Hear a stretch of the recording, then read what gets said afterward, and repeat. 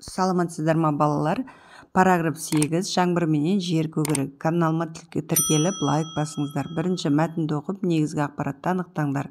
Қазақ халқының өмірінде жауын-шашынның алатын орны ерекше. Сол себепті болар, халық батыр туса, ел ырысы, жаңбыр жауса, жер ырысы деп елдің ырыс құты ретінде батыр мен жаңбырды қатар атаған. Сәуірдегі жауын сауып тұрған сауын деп тіршілік көзі малымен байланыстырған. Жауынның дер кезінде түспеуі немесе мүлде жаумауы елдегі қуаңшылыққа, малдың жұтауына алып келеді. Сондай жағдайда жауын-шашынды шақыру үшін тасаттық беру салты қалыптасқан. Судың адам өміріндегі пайдасы қандай болса, жауын-шашынның табиғаттағы рөлі де сондай десе болады. Бірінші сұрақтары: жаңбырдың табиғатта рөлі қандай? Халық жауын-шашынды қалай шақырған? Үшінші, қалай ойлайсыңдар, жаңбыр, жауын-шашынның қандай айырмашылығы бар? Негізгі ақпарат: судың адам өміріндегі пайдасы қандай болса, жауын-шашынның табиғаттағы рөлі де сондай.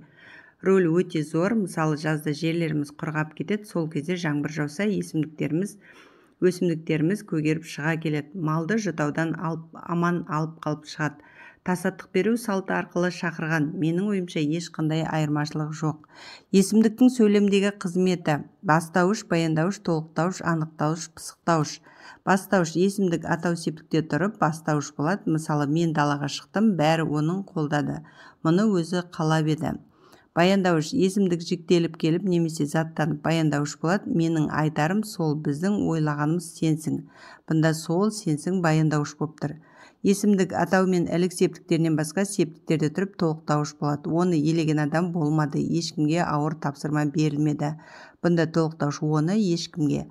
Анықтауыш есімдік ілік септігінде келгенде немесе зат есімен тіркесіп келіп анықтауыш болады. Кейбір адамдар қарсы шықты, біздің дегеніміз болды. Бұнда кейбір, біздің, анықтауыш. Пысықтауыш есімдік мекен, мезгіл мағыналарында қолданылса пысықтауыш болады. Балалар осында жүр екен, олар әлде қашан кетіп қалған. Яғни бұнда осында әлде қашан, ол пысықтауыш. Енді екінші тапсырма: есімдіктердің 5 сөйлем мүшесі қызметін атқаруына 2-2-ден мысал жазыңдар. Мысалдар: анықтауыш: сол кітап қайда алды екен? Бірнеше адам келді. Бұнда сол, бірнеше. Анықтауыш: бастауыш: мен күткен адамдардың бәрі келді, бірақ ешкім балмұздақ жемеді. Бәрі, ешкім. Бастауыш.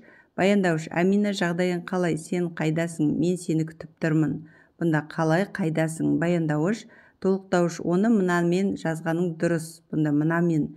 Толықтауыш. Пысықтауыш: ол әрдайым кешігеді ғой.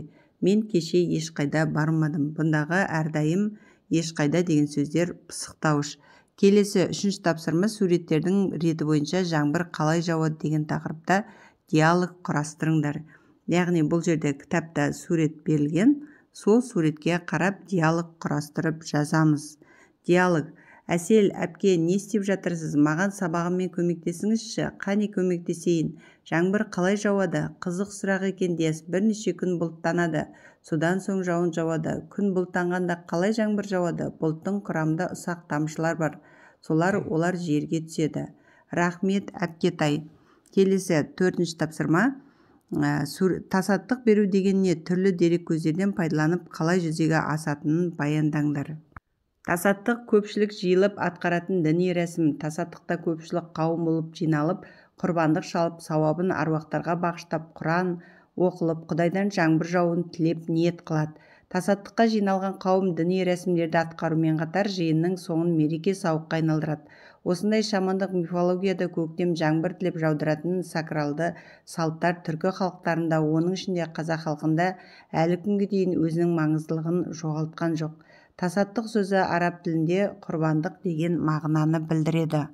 Келесі бесінші тапсырма: көп нүктенің орнына керекті сөздерді қойып жазыңдар. Жел дауылды шақырады, бұлт жауынды шақырады. Өткен бұлттан жауын күтпе. Жаңбыр көптің ырысы, жаңбыр жауса жерге сый. Жігіт туса елге сый. Күркіреген бұлттың жауын аз.